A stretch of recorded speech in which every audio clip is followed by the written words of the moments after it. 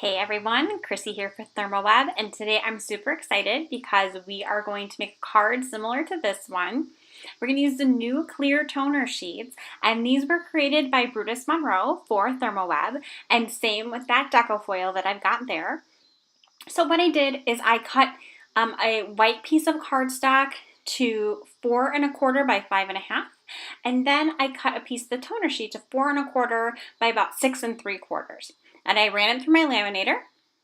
And then while that was going through my laminator, I decided to stamp a few of these cute little houses onto craft cardstock.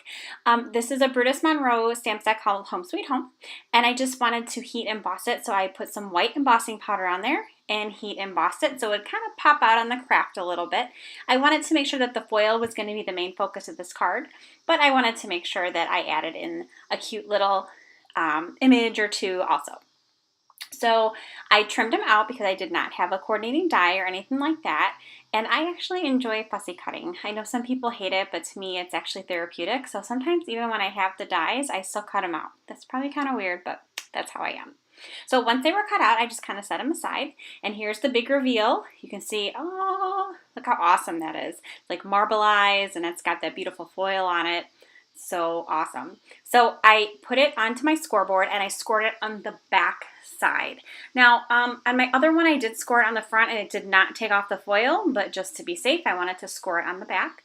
Then I adhered it onto that white card base that I cut earlier, and I just kind of pushed it down with my bone folder.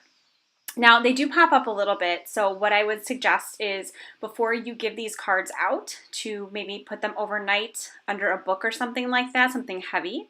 That should flatten them a little bit. So just to finish this card, see how quick and easy this was?